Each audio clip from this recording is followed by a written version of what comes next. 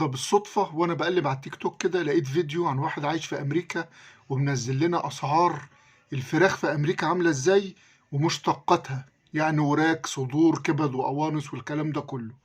الفرخة في أمريكا ب7 دولار.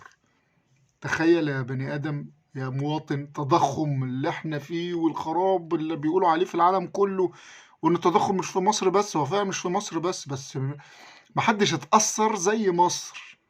يعني ما تفهمش، لو احنا اللي بنحارب بدل اوكرانيا ما كانش هيحصل فينا اللي حصل ده. فرخة ب7 دولار، ده غير بقى المشتقات التانية. شوف الأسعار. بس هيطلع واحد ناصح هيقول لك يا عم ما انت تضرب 7 دولار في 30 جنيه. هقول لك يا برنس، هي ما بتتحسبش كده. اللي عايش هناك بيقبض بالدولار وبيصرف بالدولار، هو ملوش دعوة بالجنيه أصلا. انت مالك بالجنيه؟ ولو هتقيسها كده هقول لحضرتك، هو لو اقل واحد هناك بياخد 2000 دولار في الشهر، اضرب برضو 2000 في 30، يعني انا معاك. ها؟ ولا انت بتحسبوها كده في اسعار المنتجات عشان تقول لي 7 في 30 وشوف مش عارف ايه يبقى زي عندنا؟ طب ما هو اضرب برضو، اضرب ال 2000 دولار في 30 برضو، في 30 جنيه، وشوف بيقبض كام.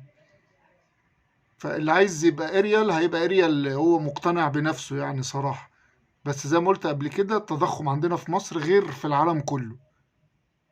شوفوا الفيديو اللي انا بقول لكم عليه، شوفوا اسعار في امريكا الفراخ ومشتقاتها اسعارها عامل ازاي، عشان تعرفوا احنا فين والناس بره عايشة ازاي، والاكل والشرب هناك عاملين ازاي. وعلى فكرة العدد الامريكان هناك في امريكا يعني قد مصر 4 5 مرات. يعني هم مش شعب عددهم قليل يعني.